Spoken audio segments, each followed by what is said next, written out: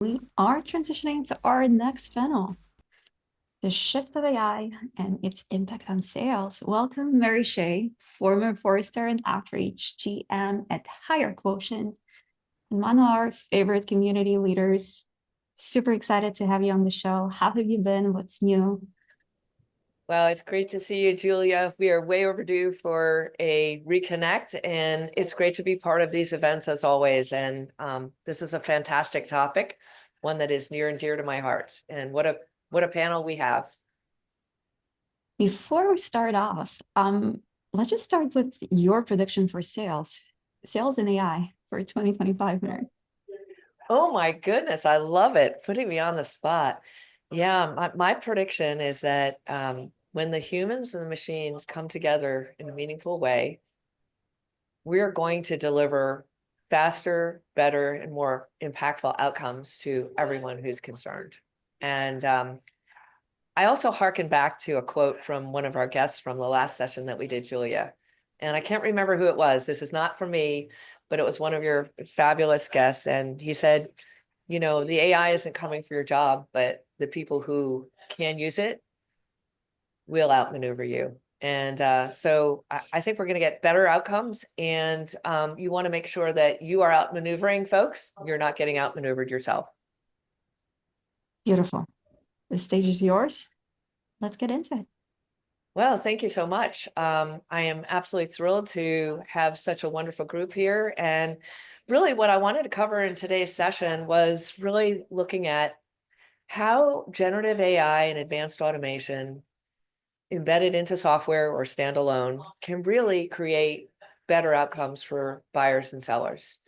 And I know this is a growth panel, but at the end of the day, when you have happy, engaged, and dynamic buyers, you're going to drive more growth for the business. So I like to focus on those types of outcomes. So I've really looking at really the entire sales cycle and, you know, starting with top of the funnel, mid-cycle, closing. I also want to touch on analytics and insights and strategy and planning.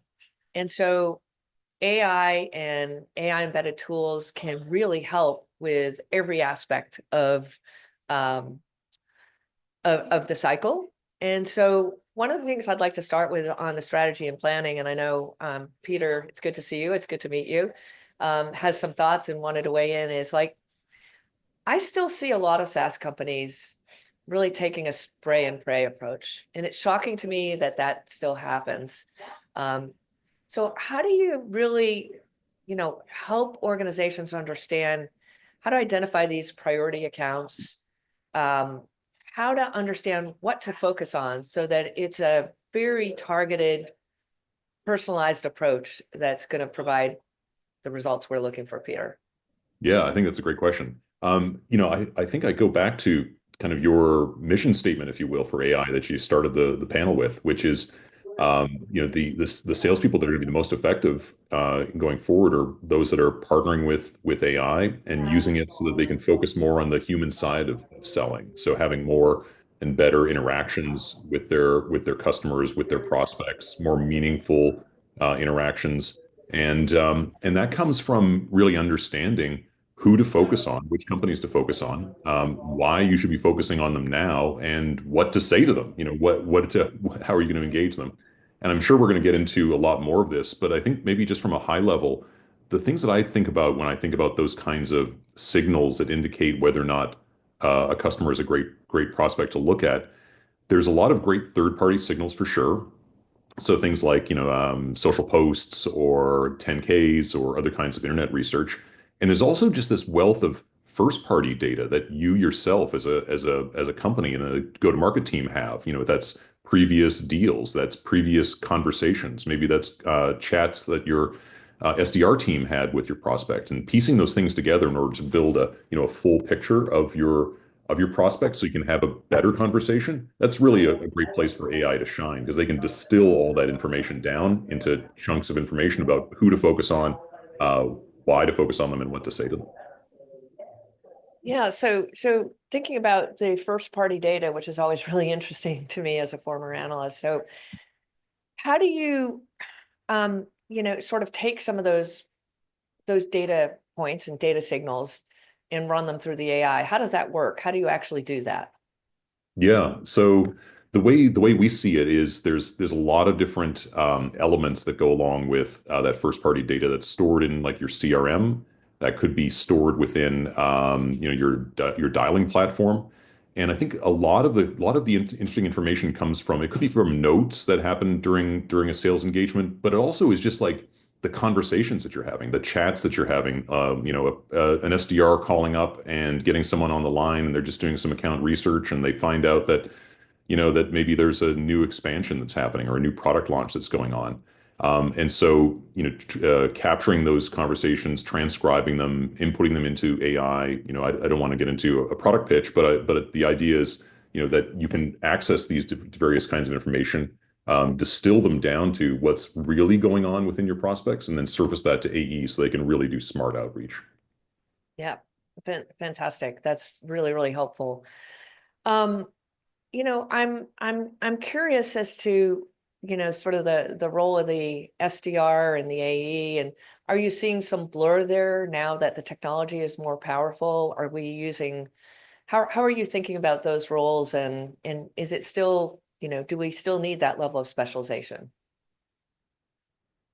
So, yeah, I think we do. I think that one of the things that's really helpful about it is that it does allow account execs to jump in. Because if you're automating busy work that's associated with outbound and allowing them to focus on more meaningful conversations, then AEs, that hump of oh geez, I've got to put this much time into doing outbound, that starts to go away because now they can focus on the getting in front of and having more conversations with their prospects, because AI helps to eliminate a lot of the busy work of finding who to contact, actually helping you to make calls to them, getting them on the phone, understanding what to say to them. So for an AE, it just is allows them to do some of their own prospecting just much more efficiently. So blurring, I'm not sure I would say that, but I would certainly say that it makes it so that account execs have that outbounding ability much more at their fingertips.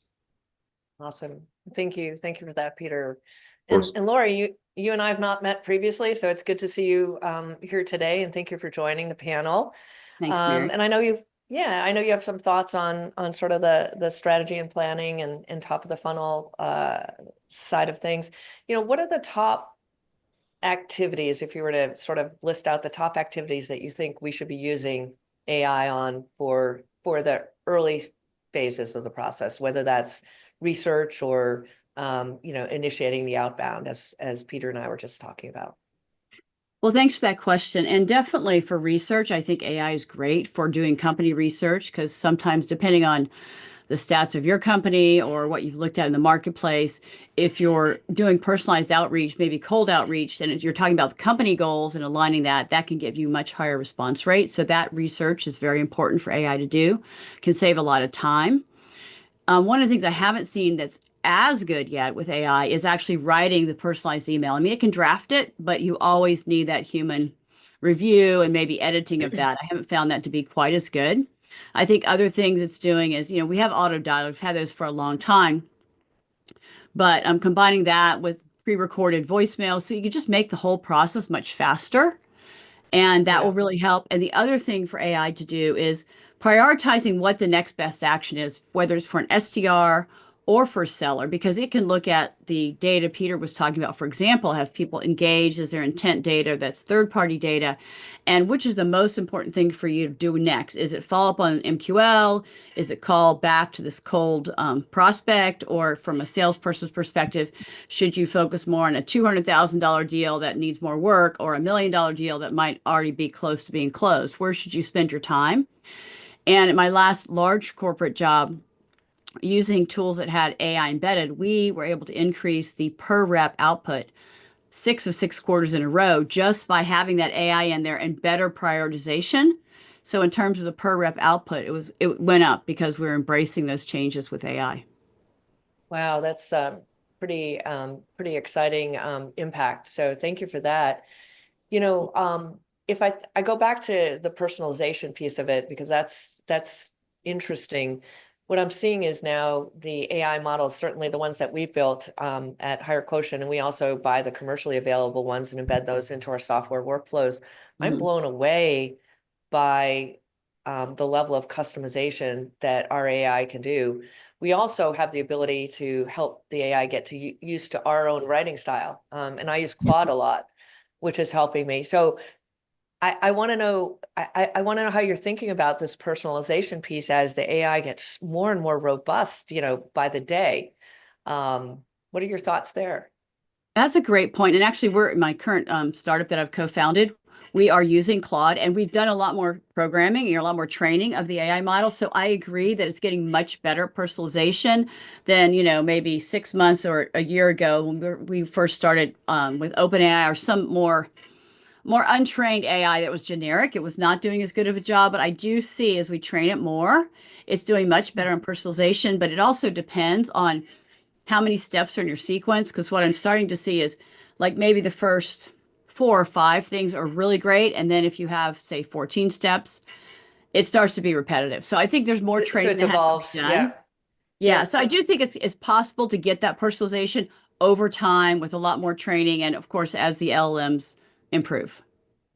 Yeah, I mean, what I'm seeing in our technology and others is very exciting. Now, I don't think that means that you don't have the human intervention, because I never want to see a world where we're just stepping back and letting the AI do its thing. Even if it's 10% customization or 0.1% customization, the human intervention and the human involvement, I think, is critical to the success of driving the right outcomes that we need. And it really gets me going when I see people not working directly with the AI. It's supposed to be an agent, right? Not a replacement. Yeah, I completely agree with that.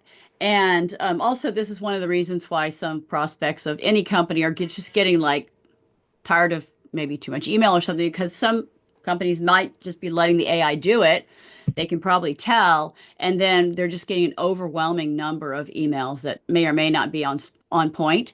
But that's where you definitely need the human oversight to make sure it really is on point for what you want to communicate, your value proposition, to be able to get the attention of a prospect who could benefit from your solution. Yeah, absolutely. I just echo what Laura you're saying. Like just that's almost a differentiator now, isn't it? To Hmm. have that human aspect to your pitch or to your sales outreach. Yes, I agree with Yeah, that. I really can't emphasize enough how important I think the human machine connection is to making the experience great for everyone who's involved. So yeah, thank you both for that. Well, I'd love to just get back up to the strategy side, and I'm thinking like, okay, so I want to build my total addressable market. Usually that's a I don't know, it used to take, 6 weeks or whatever trying to work with RevOps and try to get what I wanted to get as a C-suite leader.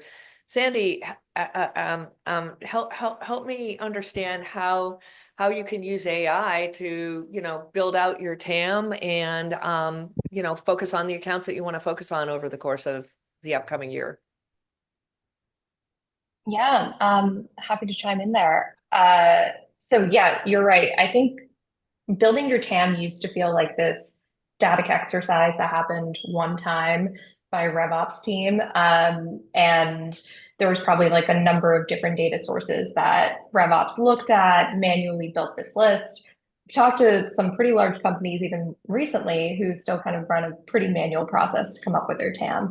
I think what AI allows you to do is look at where are your highest performing segments today, and then find lookalike audiences to build that initial TAM. I think something that I'm seeing a lot of is just how the TAM is being operationalized a little bit differently today because of the ability to have just a lot more signals available to you on what's actually happening within accounts. And so the fit of an account changes a little more dynamically rather than I create a fixed list and this is it for the whole year. You may see a little more movement and certain segments are going to start performing better because something's happening within the account and AI alerts you that there's a hiring surge, or maybe there's been new funding rounds, but there's all of these more dynamic signals that you now have access to that give you a better sense of where you might have more fit as a company. And that's just a more dynamic, fluid process thanks to AI rather than being this like fixed thing that happens once, maybe twice a Right. year. Yeah, I really like what you're saying there around the dynamic process. And now because the lift is so much lighter with the AI, you really can do continuous business planning. So I remember maybe a year or two, maybe it was right after ChatGPT got commercialized in 2022.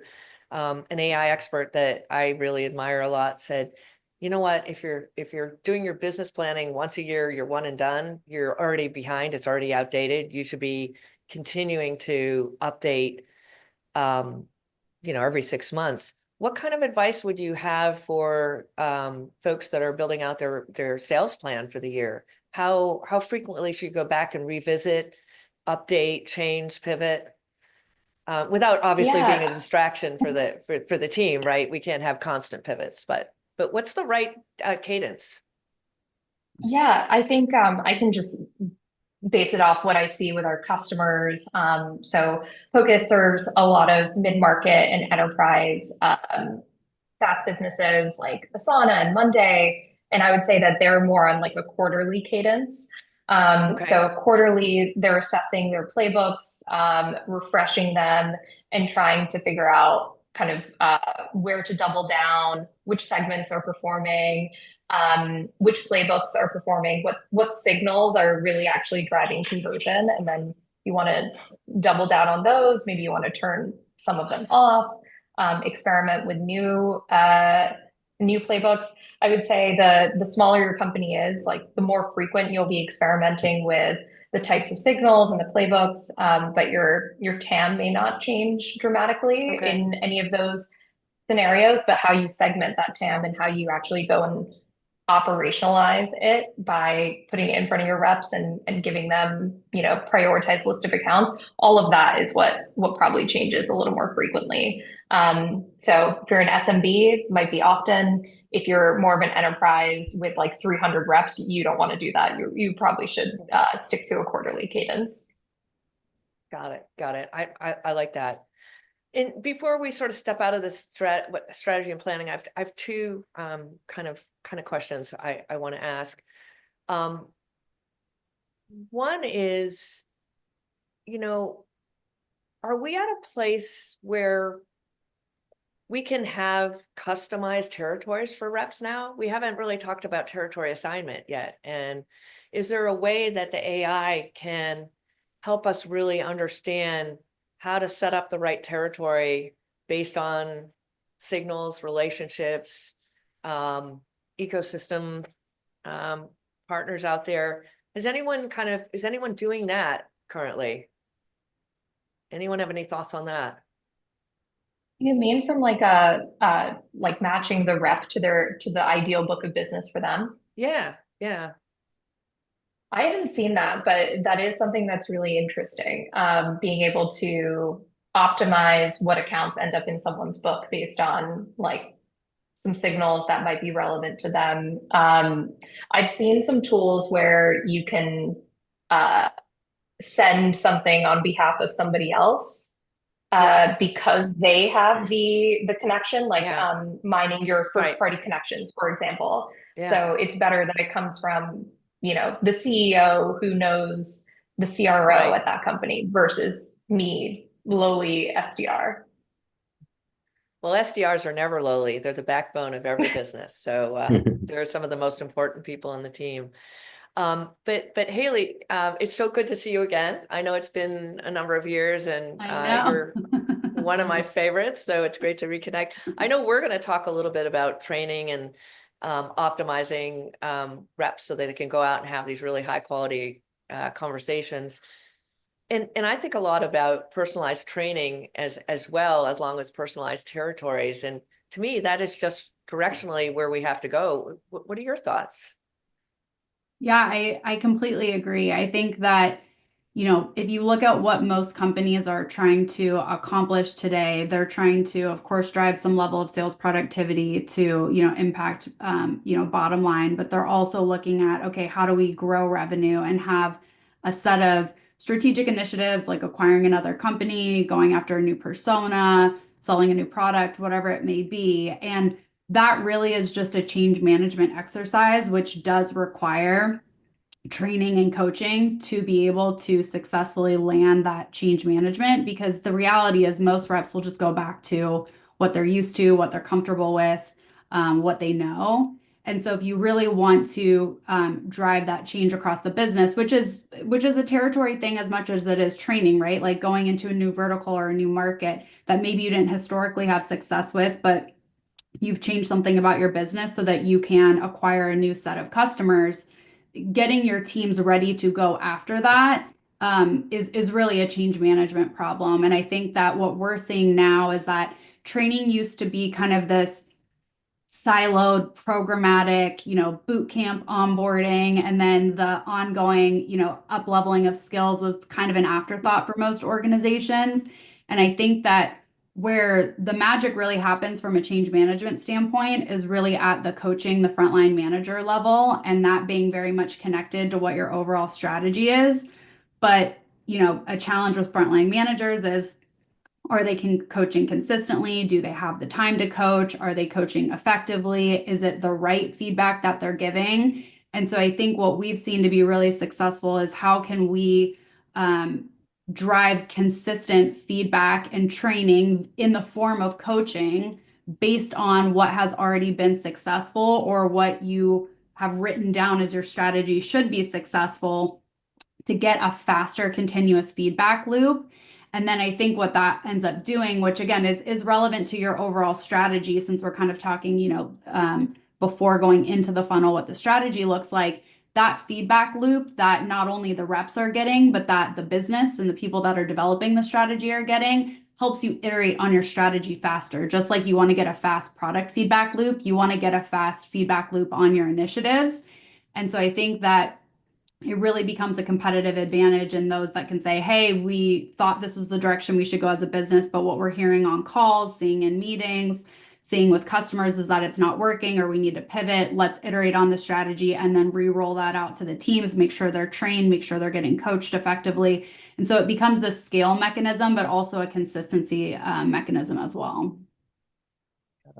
Thank you for that. So awesome. I love that point, Haley, because it's really how AI can jump in and help here, isn't it? Because now, right. All of those inputs that you're talking about, it's tough to manage all of those inputs and the analysis of those Exactly. to determine where the coaching should focus. So, Absolutely. AI obviously can do that really effectively. Yeah, terrific. Thank you for that, Peter. So let's talk about top of the funnel. I do think that some of the tools that are out there perform extraordinarily well in this phase of the cycle. Stav, let's start with you. Say you've got a collection of very, very high value prospects. We used to do ABM campaigns back in the day, but now we've got a range of different technologies that can allow us to really engage in deep and meaningful ways.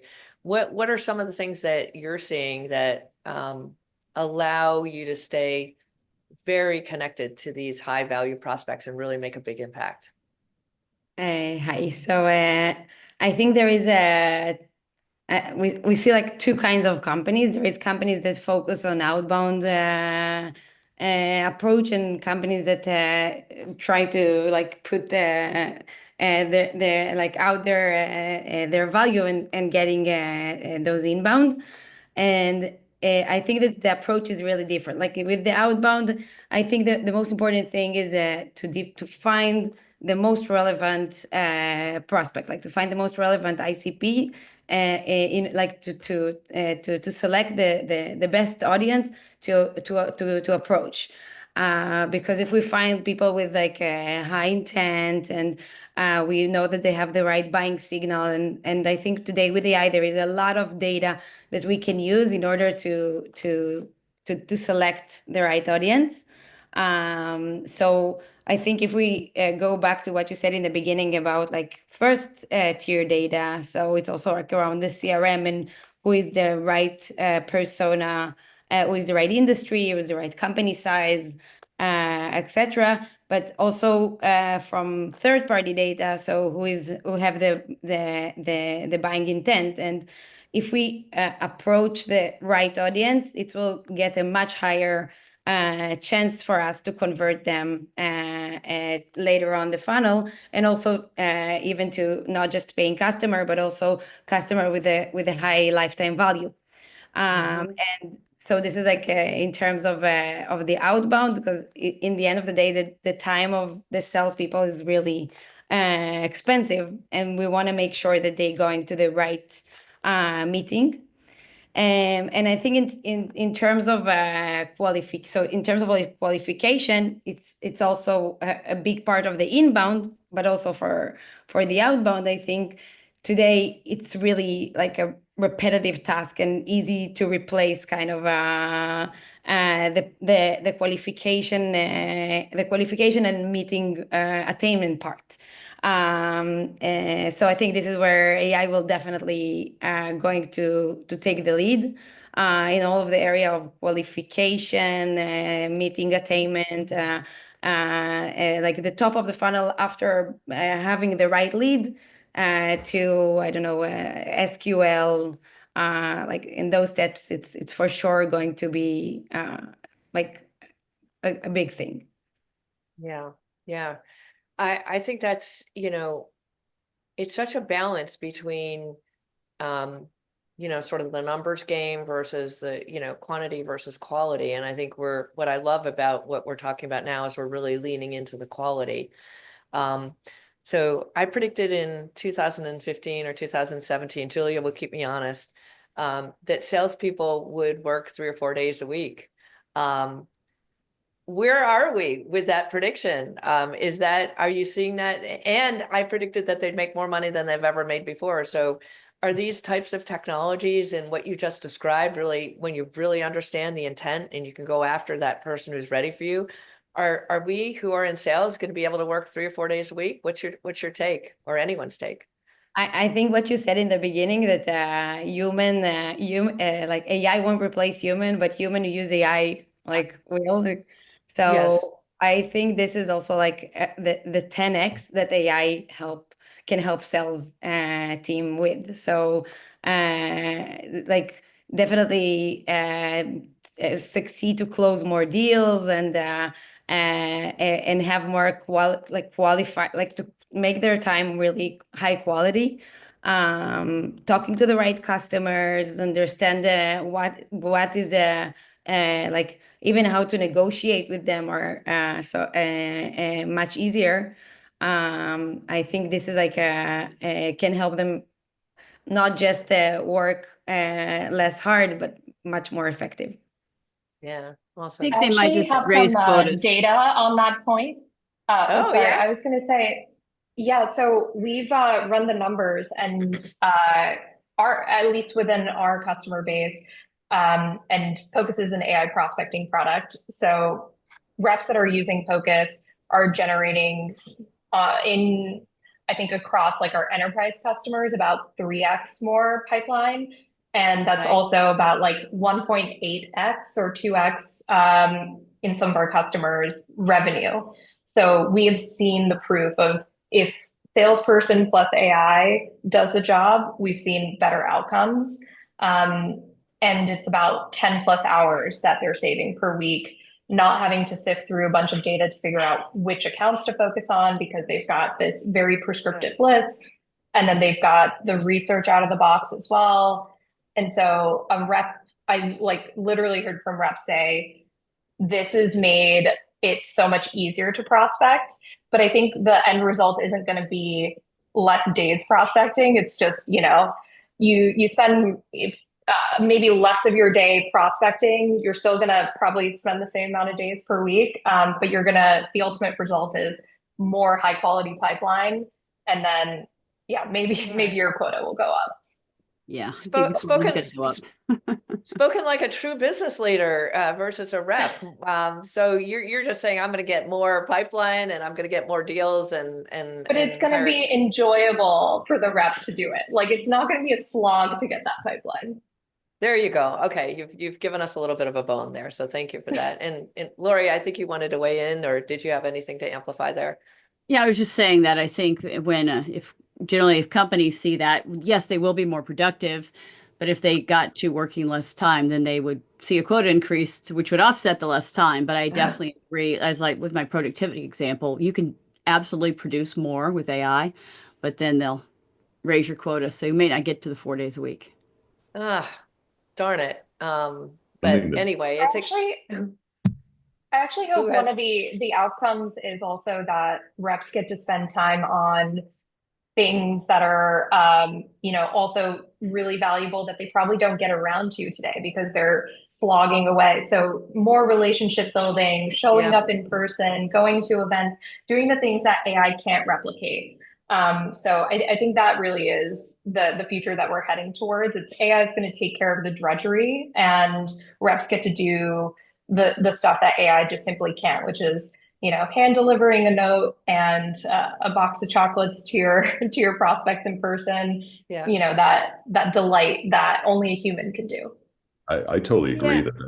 that's going to exactly right, getting rid of that drudgery so you can focus on the human side. And one thing I would just add to that is it's also from the other perspective as well, like from the buyer's perspective. You think Yeah. about what their experience is for connecting and interacting with a salesperson.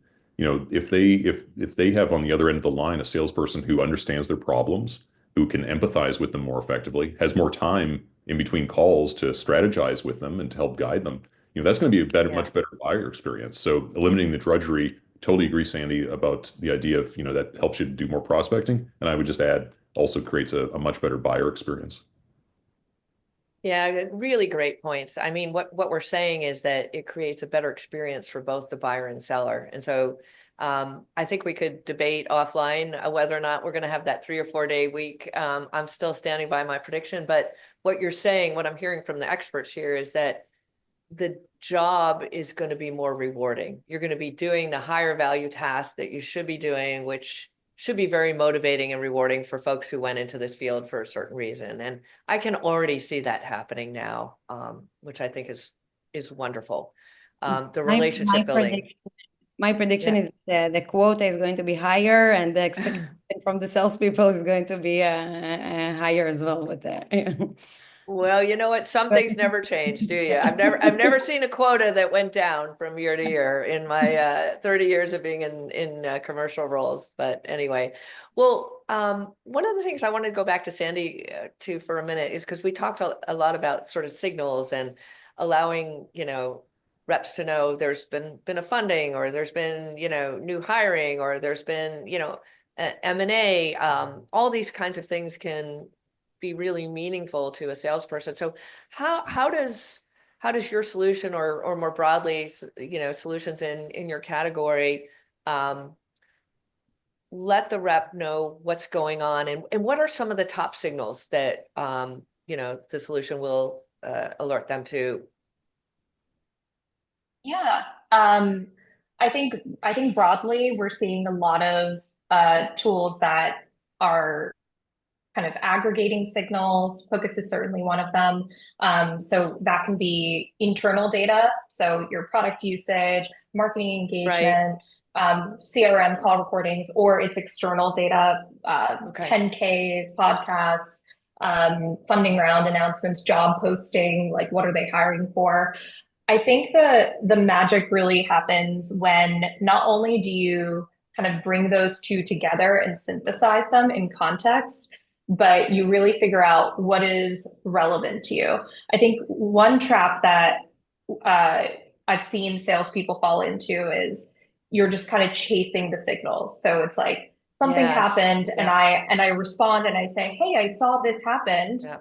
And then without any sort of transition, let me tell you about my solution and kind of, so at Focus, one of our kind of like core philosophies is that you shouldn't do this like signal dumping on reps. Right. It's really about helping them form a hypothesis. The signal is Okay. either giving you a sense of prioritization that this account is surging for some reason, or it's giving you a clue into what their priorities might be. So if, for example, in Pocus's context, if an account is hiring RevOps, generally means they're thinking about their go-to-market tech stack. Maybe they're thinking about revamping. Could be a good opportunity to talk to them about Pocus. And so that is what we call relevance. Like, what is the relevant signal here? It's not just any signal, and it's not usually just one signal. It's a series of things that you have to synthesize and come up with a hypothesis. And then that helps you craft really compelling messaging. So that's a great example of a signal that we've seen work really well is hiring signals. From the kind of external standpoint, product updates is another one. But it's gonna be unique to your business. What are the clues that you look for? And the best way to figure that out is look at your recent pipeline and recent close one. Was there anything about those accounts that you could, extrapolate and then publicly scrape? Like, and we found out that's how we discovered this hiring signal. We looked at it and it's like, okay, a lot of these accounts were hiring, they were growing their sales team, they had recently hired a BDR manager, they'd hired RevOps. That's a great signal. And that just happens to be one that you can easily access using AI. You can scrape, job postings and figure that out. So I would recommend people go and do a little bit of that analysis and think about it to figure out what signals are going to be right for you, because what's right for us is not going to be right for another company. Right. So I like your statement, just don't blindly signal chase, right? Be strategic about it, be thoughtful, be targeted, and use that information to really improve the engagement that you have with that potential customer. Looks And like we Mary, have a question. Yeah. Oh, go for it. I wanted to take a question from the audience, but you jump in real quick, Peter. Oh, sure. And I was actually going to throw it to Haley, as a matter of fact, because as Sandy was talking, I was thinking how those signals and some of that the identification of like what you want to say is a great input into sales training, sales coaching, because now you're identifying, what are some of those pains that someone's experiencing, a prospect's experiencing, and so you want to make sure that your sales team is equipped with the right kinds of talk tracks and objection handling and all that, and they've practiced maybe on AI training bots or whatever in order to be ready for those. But I thought Haley might have a take on that.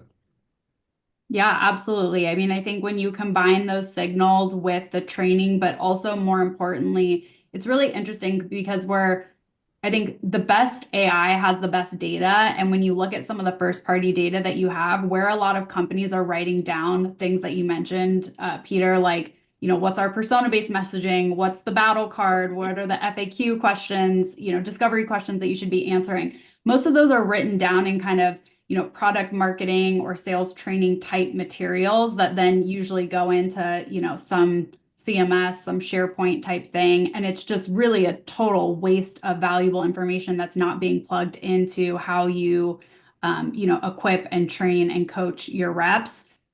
So I think bringing together those signals and then bringing together your strategy that's been written down in things like a compete battle card or like even a product brochure or whatever that is, that's then where you can have the AI automatically generate the training itself and the feedback that you get on the training.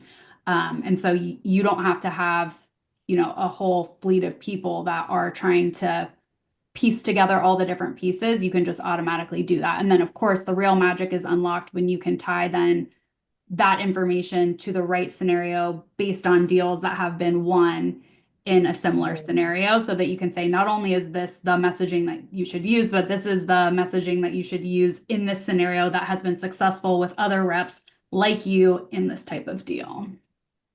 Yeah, awesome. Thank you, Haley and Peter. Appreciate that. Well, I want to take this question from the audience, and I know we have a lot of smart people who are participating today. And the question is, can AI agents leverage ad tech principles such as A/B testing, lookalike, and more in the sales outreach world. Anyone want to take that one on? I think like I can take it as a huge part of our product is around the A/B testing and the messaging. So I think that like I really connect to what Sandy said, that in the end of the day, it's like creating hypothesis from it. And I think there, in my previous job, I led the growth organization at Monday.com, and we used to do a lot of A/B testing. And the thing with A/B testing is you need to be consistent about like you learn something, and then you need to build on top of this learning like a new hypothesis and keep learning and improving. And I think AI and agents can do it in a great way because there is a like a great consistency and in the like the forming of the hypothesis. Let's say hypothesis is not something that it's lacking. And the thing is like for example, to try different hypotheses of messaging and see what's work for which audience. Try it with a lot of different variances and find the best messaging for a specific audience. So it's definitely a thing, and I really believe in it personally. Awesome. Thank you for that stuff. Well, I want to talk a little bit about mid-cycle, and I know when we think about Gen AI and automation, we tend to think a lot about the planning and the prospecting, right? Because there's such a strong use case, particularly on the top of the funnel. But there's some really wonderful mid-cycle activities as well. And Haley, I want to turn to you on sort of the call recording and trying to correlate those recordings to outcomes and the learnings. I'll be really honest with you. I love the concept. And when I was co-CEO of a revenue enablement company, I wanted to listen to all the calls and I just couldn't. I mean, I just didn't have the time, right? You don't have 10,000 hours? I didn't have 10,000 hours. And then I try to like speed up the call and, people would be talking really fast, but it wasn't practical for me. But I wanted, because that's like where the rubber meets the road, right? You're going to know, do I have a good sales team? Am I going to hit my numbers? Do I need to change pricing? What are the objections? What's the vibe from, the customer base? And, I can't go hire and do voice of the customer. It's going to be dated by the time I get my report. So practically, how can a CEO or chief revenue officer really benefit and get those insights from what I think is the most important conversations that are probably happening at their company? Yeah, well, I think what you said you want is actually just hit the nail on the head. You said, I want to see the objections. I want to see how they're handling pricing. I want to see all these like specific topics, if you will. And I think that, it's actually kind of interesting because like where enablement space kind of started out was really like, how do you help manage content? Now it's evolved into training and how do we help coach with call recording? And really recording calls, you run into the same issue that you run into with getting, thousands and thousands of marketing content. How do I find what I need at the right time without having to go and, look at 1,000 different items? Otherwise, it's like, yeah, I hope you have 10,000 hours to sort through all those calls. So I think that it has to be framed around, why are you listening to the calls in service of what, right? And if you don't have that container, then it makes it very hard to figure out what calls you should go and listen to. And so that's why kind of what I was talking about at the beginning, you have to have somewhere where you're writing down your strategy. And maybe your strategy is we are going to increase our pricing and we want to understand how we are landing the value of premium pricing, right? For a particular product, as you mentioned. That can be a whole initiative across your organization. You have to understand what's the new pricing, how are we going to sell it, what are the talking points, all of that information. Well, you have to be able to, in a system, be able to codify that initiative as a topic that then cuts through the noise of all of the tens of thousands of recordings and says, here's all of the calls for this product where pricing was discussed. Boom. Okay. And it quickly gets you to that list of calls. And then not only says that, but and tell me the ones where the deals were lost, where they were no decision, where they were won, where they progressed, so that because really why you're looking at calls is you want to see what are the best practices so that I can amplify those across the team, or what are the bottom performers doing that I need to coach to, right? It's like good and bad, and then I need to take action from that. So if you can't quickly get down to this product, defend pricing, who did it well and closed deals versus who didn't and lost deals, then there's no use in recording the calls. Otherwise, they're just sitting in a system somewhere. And so I think that's where AI can play a really big role of A, quickly getting you to exactly what you're looking for, but B, connecting it to actual data so that you're not trying to figure out, oh, did they do well? Did it move the deal forward? The AI is telling you, yes, it moved the deal forward, and here's the call, and here's literally 2 minutes and 35 seconds where they talked about pricing. And like that should take 1 second. And it really transforms then how leaders get involved in calls. Like what I've seen is it used to just be frontline managers listening to call recordings. Now I see CROs listening to call recordings because they can quickly go from strategy all the way to an actual call where it's happening. Yeah, I think I think you're right. And I think it's really crucial for CRO, CMO, Chief Product Officer, and CEO, even more so than that frontline manager, because the decisions that those individuals make are going to be much more profound, right? In terms of swaying the business in one direction or another. And so what you described was what I wanted, and I never actually got it. So thank you for that. Thank you for that. One thing, Mary, if I can add, is like one of the things that I always say about SDRs is there's no one else in the company that speaks to as many prospects and knows as much about what's happening within the market as possible. So getting recordings on their prospecting calls and hearing the objections at the very top of the funnel, I think, is also critical. And if I can just add one other point to Haley's point there, also another way to action it that AI is fantastic at is being able to take the objections that you're hearing on these calls and turn them into training bots. Like you can actually have for all intents and purposes, micro learning. Yeah, exactly. Yeah, for all intents and purposes, feels like a real conversation with a human that an SDR or whomever can practice on to overcome those objections. So another great outlet for AI. Yeah, I agree. I agree with you on the SDRs. And one of the things I would do, is simply take some of these SDRs out to coffee. Have a 15-minute conversation. And I do like to go old school a little bit. I like the blend of the both, and you can learn a ton. So great point. So thinking about, sort of larger enterprise types of sales, and we all know the research, how the buying committees are expanding, decisions are taking longer. It's more complicated managing some of these sales process. How do you use Gen AI to help with account research and understanding sort of where an account is from an account health perspective? I don't know, Sandy or anyone want to weigh in on that perspective? Yeah, I think the account planning piece is so important. And it's one of those things that reps probably only do on their most high value accounts regularly. So building that really robust account plan, whether you are using a framework like Spiced or Medic or something else, and enforcing that, I've heard from frontline managers is a difficult task because it is time consuming unless you have something helping you out. So I think that's where AI helps a lot, is having an evergreen account plan that it's not a manual task you have to continuously do throughout the sales cycle. It's just continue to get updated as new things happen within the account. So it's, when you're at top of funnel, it's probably more reliant on external data. As you get deeper into the funnel, it gets more reliant on that internal data. And then it becomes really useful for reps when they're doing meeting prep or they need to build a business case, building any sort of collateral to kind of drive that deal forward.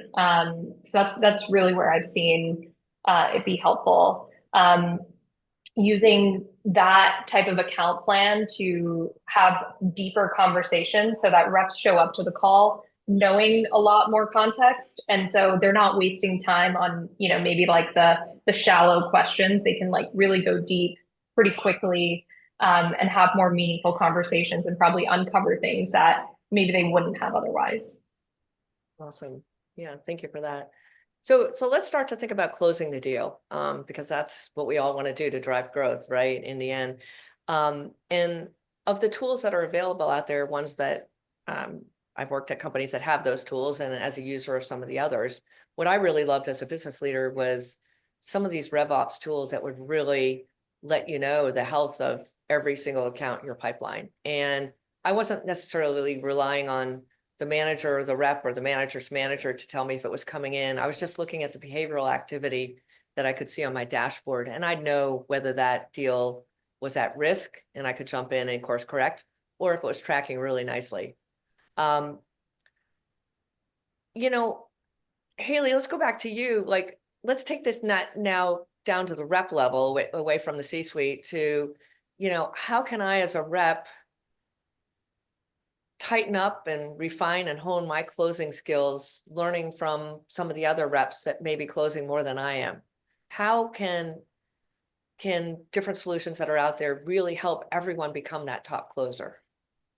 Yeah, well, I mean, I think it goes into a lot of what we've talked about. And I think that one of the hardest things is, reps are constantly looking for what their peer top performers are doing. And then the challenge that they have in then that is, oh, well, it might not be my segment, it might not be my region, my territory, the product that I'm selling, the vertical, whatever it may be. So they have to kind of do this translation, right? From, okay, what is a top performer doing to how does that fit into my deals, my book of business, and the conversations that I'm having with my buyers. And I think that that's where, instead of it being this, kind of long loop of, hey, let's see what the top performers are doing. Let's embed it back into the enablement strategy. Let's roll out a training at the next SCO, and then let's up level the teams. I mean, that can be a quarterly or an annual cycle, right? And if you can short circuit that to help the reps see what the top performers are doing that are either similar to them, or then help them translate that into the conversations that are upcoming with their deals and their buyers, then that really helps them not have to rely on a manager, not have to figure it out themselves, but it's really short-circuiting that best practice feedback loop. And I think, if anything, it's very empowering for them, right? Because it's giving them the confidence. I mean, so much of selling is about confidence, right? And giving them the confidence that if one of my peers did this successfully and I'm in the late stage negotiation process and I'm up against our top two competitors, here's how a peer differentiated and was able to, defend the business case and close the deal. They're going to be a lot more confident going into that conversation and well equipped with those best practices. And so I think you're going to see more at bats, like just because they're more confident that they're actually going after it and taking maybe the scarier move to sell the newest product that you've built, as opposed to just going with kind of the status quo. But also you're going to see higher conversion rates because you're just quickly amplifying all those best practices of your top performers. And that could be anything from the plays they're running, the content that they're using, the digital sales rooms that they're creating for engagement, how they're showing up with messaging on a call. It could be any of those activities, but ultimately I think it's empowering them instead of making them dependent on the business and showing them what the best practices are. Yeah, absolutely. Thank you. Thank you for that. Any other use cases on the closing side that anyone would like to share? Well, I'll just make a comment there, if you don't mind, Mary. So, love it. I completely agree with what Haley said. But as I mentioned earlier, there are definitely tools out there. So some reps, you're going to gravitate towards the big deal. I've got to get this closed. And yes, you probably do. You do. But they may not have the nuances without AI to say, well, that deal is probably going to close anyway. So you could go focus on a smaller deal that needs more work. And AI can aggregate the information in your CRM, all the recordings, all the notes, the things that Peter was talking about earlier, and actually suggest the next best action for the rep to take to get something over the line. So I think that's just additional functionality that AI can provide. I really love that because, I think of, back when I started my career, it was when you were sort of doing cold calling, cold outreach. Who would you call? Well, the people that you wanted to talk to, not necessarily, so you're not necessarily spending your time on the right types of activities. And I love that concept where this deal is potentially going to close anyway, with or without you, but this one really needs your intervention. And we probably, are always spending the time on that one that's going to close anyway, because it feels really good, right? When you're in that final stage, they really like you, they like the product, you're probably breaking bread together, what have you. And to have the AI say, hey, you got this one. You don't have these three. Focus on those. Like that's a big winner in my mind. I actually think it applies to coaching in the exact same way. Like I remember way long ago when I was leading our SDR team, I would see that a lot of the managers would gravitate towards coaching on the hardest accounts because Yeah. that's where their reps were like, I don't know what to do. I need help. Like someone help me in these scenarios. And I'm like, if you spend an hour of your time coaching on that account versus an hour on one of our top tier in our ICP best accounts, the ROI of your coaching is far greater than on the ones that they're asking you to help on. And so many managers are dependent on figuring out where to coach based on what their rep is bringing to them. And if you have the ability to decide as a manager what you're going to coach on based on what has the highest probability to close, that moves the needle so much more in the same way that you're talking about what deals a rep focuses on. And if both things are true, reps are focusing on the deals that matter and managers are coaching on the deals that matter, then that's where you really get an increase in win rates and close rates. Yeah, I mean, managers fundamentally aren't that dissimilar from reps at the end of the day, Totally. are they? We were all the same. Yeah, I love it. What a I just wanted wonderful. to, Yeah, jump in, please do. I love Lori and Haley's point, and what I'm hearing is it all comes back down to account selection and like focus. No matter what stage of the cycle you're in, it just seems like if you can pick the right accounts and pick the right focus for your team, that is probably 80% of the battle. And I loved both of your points on that. And I think that's the thing I would want to just continue to stress to leaders and reps. It's really, spending the time on using AI and data to figure out that account selection piece, whether you're mid funnel, late stage, or early. And quite frankly, I hadn't even thought about it from that closing perspective. So I really love that you highlighted that. It's so important. Yeah, I like it too, because like human nature, like we focus on the things that make us feel good, not necessarily what we need to do, which is why all the books that you read about time management is like start with the most important thing you have to do at the beginning of the day, right? But we don't usually, I'll be like, well, first I'll have a coffee and then I'm going to call, someone who I know is going to want to talk to me. And that's not necessarily what we should be doing, but great comments. Well, I want to do sort of a power wrap up here, keeping it really short, and going across the group. If I'm a C-suite commercial exec or I'm a rep, what are the top, one top thing that you would recommend for me as a C-suite exec or a rep as it relates to really bringing generative AI and advanced automation and new technologies into your process? And Haley, you're front and center, so I'm going to go with you first.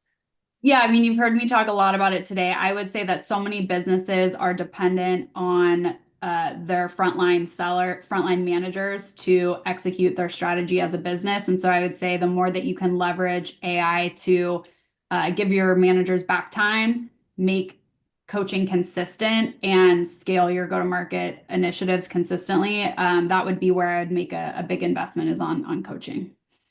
Awesome. Lori. Well, I would say one is when you look for AI solutions, try to get a platform that can work across different functions versus stitching a bunch of things together.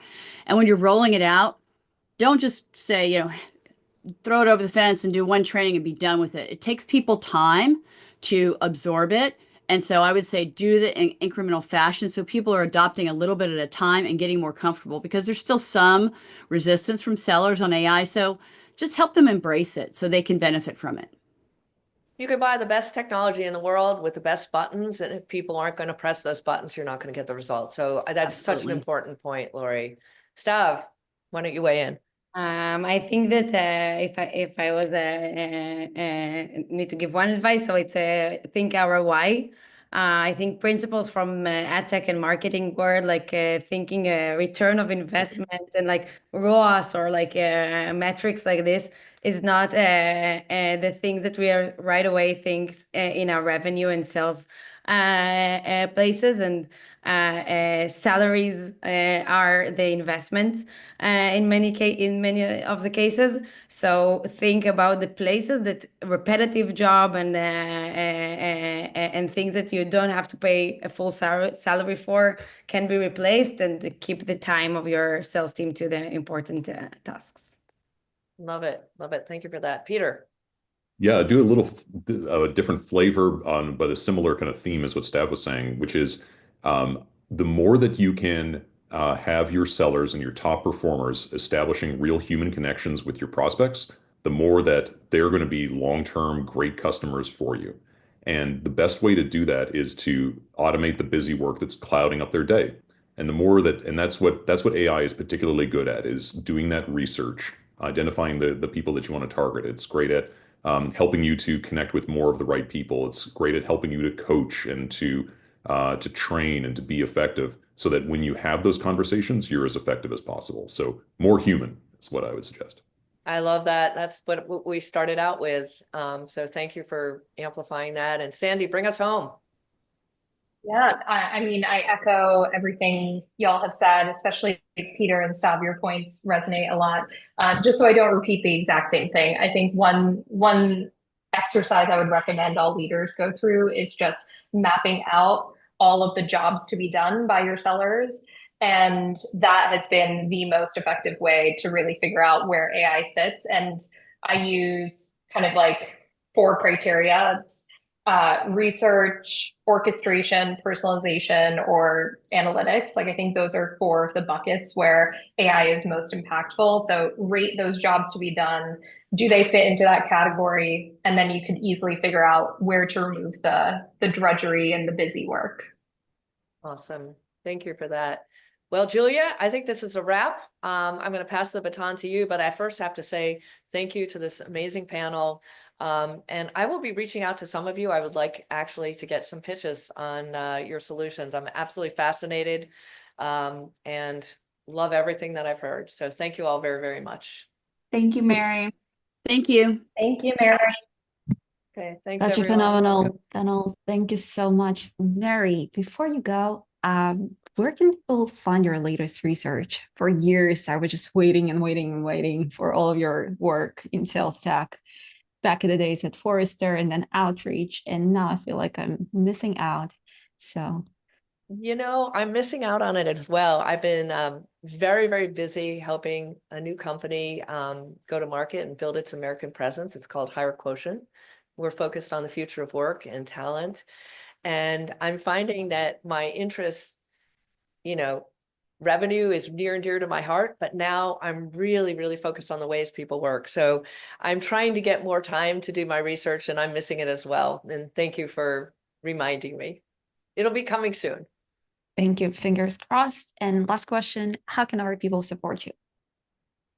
Yeah, so people can reach out to me on LinkedIn. I'd love to connect. I'd love to have discourse. I love to do things like these types of sessions. And I want to learn about the latest and greatest technologies, many of which we talked about here today. So if you've got one, let me know. I'm always going to be open-minded and open ears.